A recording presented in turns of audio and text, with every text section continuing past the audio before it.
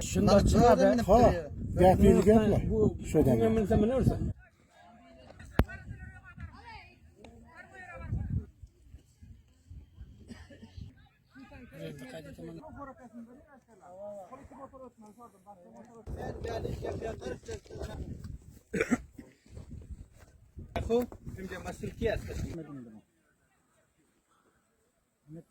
موقعیت فعلی ما فعلا قطع و مسدود نمودن خط آهن حیرتان مزار شریف هست و موقعیتی که صلح شورایی که هموطنای ما اینجا پیوستن همیشان فعلا بالای خط آهن استادن و باز یک بار تکرار میکنم که اهداف اینها برقراری تمام ملت، نجات از ظلم، استبداد و اختطاف هست. عنوانی هدف اساسی که اینجا همه جمع شدن رهایی عبدالرؤوف جان هست و تمام اختطاف شده ها و تمام ملت صلح شور بیان با این خیمه تحسن بپیوندن که انشالله این ظلم استبداد و این زورگورا را انشالله برچینیم. Selamun Aleyküm aziz ülkedaşlar. Mana biller 3-cü gün muzahiremiz soliye Ayratan şehrine. Mana Ayratan berinden qaytarıp koyduk. Umumi serege. Mana şu saat hatırıylam qayt oldu. Mana imkan var ki eğer devlet hiçbir müteveccih olmasa mana umumi kabil gityen barkam qaytarsak. Devlet hiçbir müteveccihsi yok. Abdurrahman Can tapılmasına ne habernigar gelen böyle, ne haysi bir hayat gelen, hiç kaysı gelen yok. Müteveccihsi yok Ayratan tarafta. Mana şimdi yani.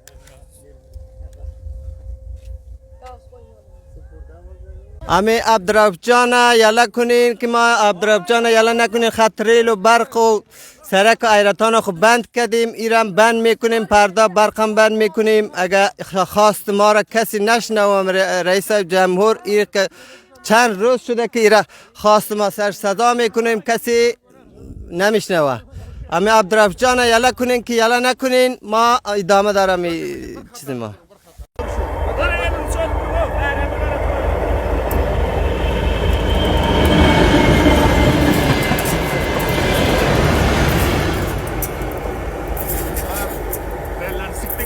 Bismillahirrahmanirrahim.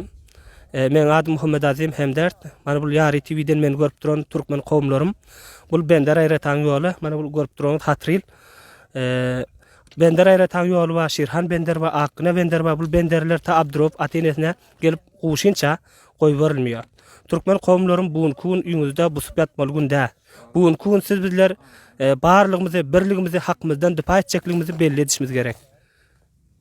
یک چند تقریبا یک نیم ماه پیش ما یک سرک بند ساخته بودیم. وکیل آمد باز از ولایت معاون صاحب آمد. نمینا در ما گفته بود در وقت گفته بودن ما 5 روز هم دیگه گرد کردیم سریش. 5 روز هم دیگه گرد کردیم برشون وقت دادیم خواست 15 روز پیدا نشد.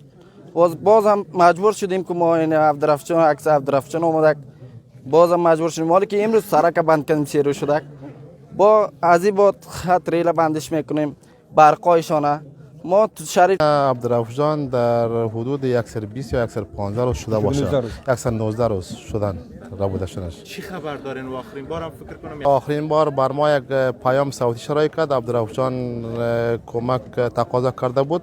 روایندگان صحتشان خوب نیست. از عبدالرؤوف جان بارزو بعدم بر ما ساعت 5:20 دقیقه شام بود. بر ما یک تصویرش رای کرد. دردناک بود.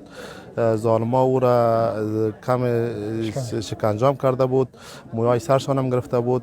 تا هنوز بعد از او خونالود هم بود. بعد از او بر ما پیام دیگه نشدن. این نفرایی که دستگیر شدن که بعدن بعد از او وایبرایشان پس دوباره تغییر خوردن.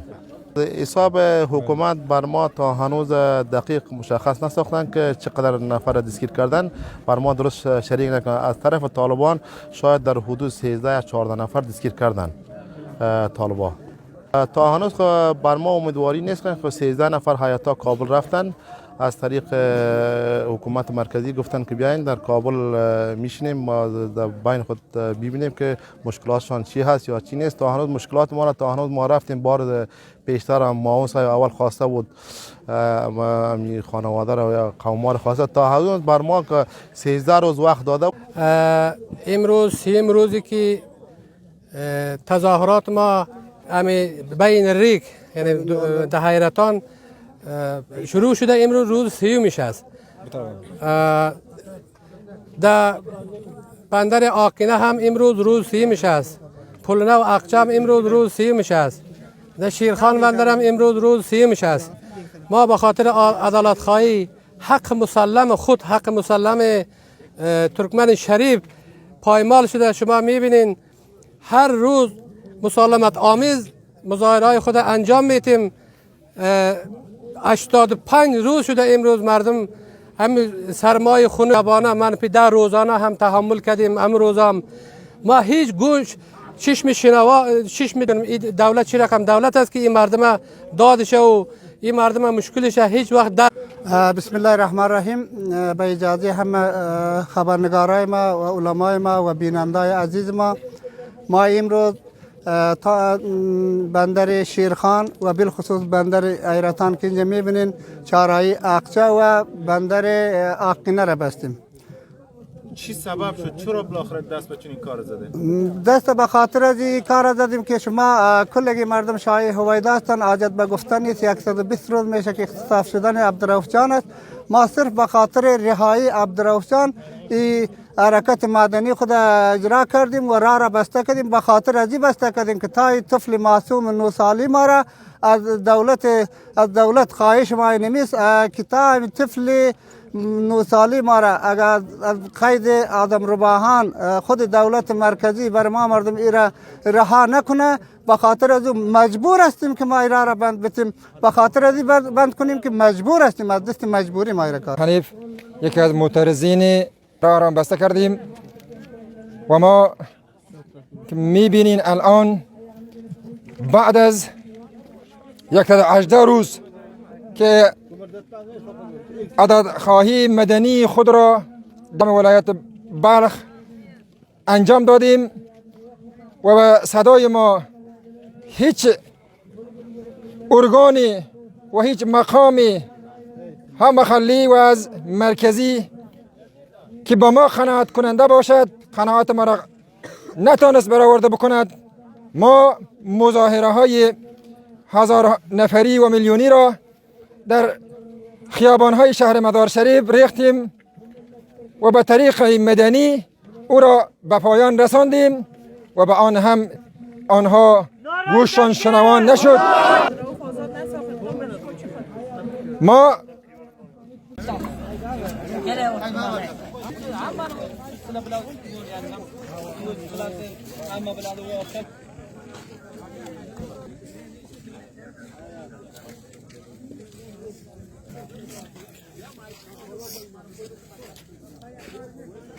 امروز سعی کنین این روزی ما دینمیجا گم شد. این غیر مردم غریب دایی چیز میشه. اینا برن دانی ولایت بانگا چیزی ولایت هست او را بانک کنن. این سرک گرفتن بیفایده است. این پیامتان با حکومت چیز با حکومت پیام ما همی از یک مشکلی مردم رسیدگی کنه. یک مشکل نه بسیار مشکل داره ای افغانستان ما شما. همین مشکلات را کلیش رسیدگی کنه. پیام ما این نمیزده. از ایرتان مزار شریف میبریم. صبح که از صبح باز آمدیم ساعت 6 بجه بود. یک چند دقیقه ما را اونجا منتظر کردن. یگان 30-40 موتر دور دادن. بعد از 30-40 موتر یک چند موتر ایسو که رفت ما گفتیم ما مردم هم اعلام کنیم. ایسو که میمونی ایسو چرا میمونی؟ یک رو اعلام میکنیم. ایسو نگفت 6.5 اعلام میکنیم. میره 6 بسته میکنیم. میره 6.5 گفت همین رقمی گفتن. باز ایسو ما را اعلام کرد. ما را که اعلام کرد رفتیم باز یک شب. این جریان اتفاق پروفسور دکتر حیدر یوازی پروفسور امروز داخل است. این از نظر من یک نهضت است. یک نهضت همبستگی مردم نشان میده. این از نظر من این مردم حق دارن. کاملا حق دارن. یک کودک که ربوده شده من ایمان دارم که در اینجا دست ارگانای نامرئی دیگر هم وجود داره و این باعث شد که مردم اذیت شود. خب مردم اذیت میشن ولی اینا هم چی گناه دارن؟ چقدر از این مدت دیر گذشت. شما فکر کنین که اگر خواسته باشن یک کس را پیدا بکنن از نظر من بسیار ساده است. ولی نمیشه پیدا. گرچه آقای رئیس جمهور امر کردن که در ظرف 1 هفته یا 2 هفته اگر پیدا شد خوب و اگر نشد ما ممکن و مرای ولایت بلخ تجدید نظر بکنیم سرش. تاجیک به فیسبوک خواندم. ولی سبب وضعیت مردم میشیره باز هم باید دولت توجه میکرد که این همی حالت رخ نت همی حالت نبیاید. دیگه این مردم راهی ندارن. مردمی که رقمی سلا داره، اون مردمی که غریب از بیچاره است. ما سعی کنیم چی رقم مردم است اینجا یا دیگه چی باید بکنه؟ از نظر شما مثلا چی باید بکنه؟ از نظر من این بهترین راست. ولی یک مردم بندمانی اذیت شد مردم این دیگه والا از نظر من باز هم دولت هم این کار کرده. باز هم خود دولت مقصر است، ملامت است. چرا قدر ضعیف باشه که مردم بتونه یک جاده که تقریبا جاده بین‌المللی است، یک جاده سرحدی است، از این افغانستان به تمام جهان میره، شناخته میشه از این جاده. یک جاده مهم سبب بندش شود، این باز ضعف دولت است. یعنی با توجه به حرفایتان خیلی آلمان این باید قبلا رسید دیگه. اول اصلا نباید اختطاف گپا رخ بده. این خودش ضعف حکومتداری است. ما از وقتی که رخ داد میبینن دست به عمل بدن. چرا میگه که جنایتکار 2 قدم پیشتر است از پلیس.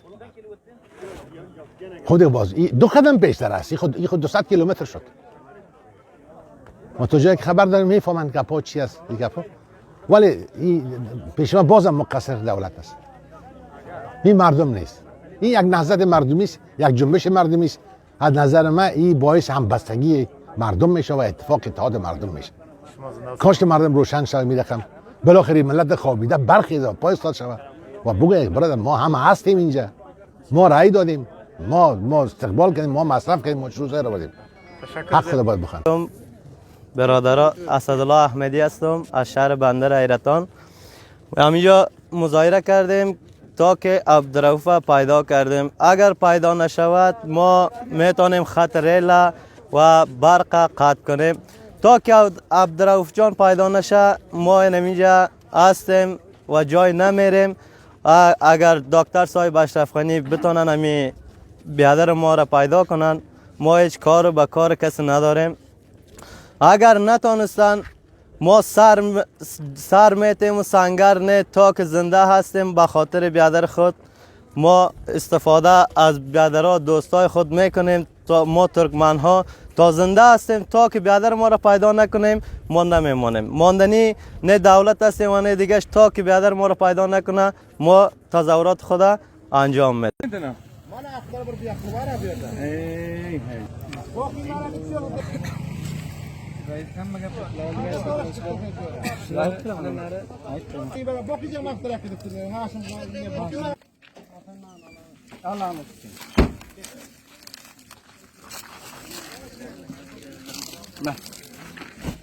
اون کلام چقدر؟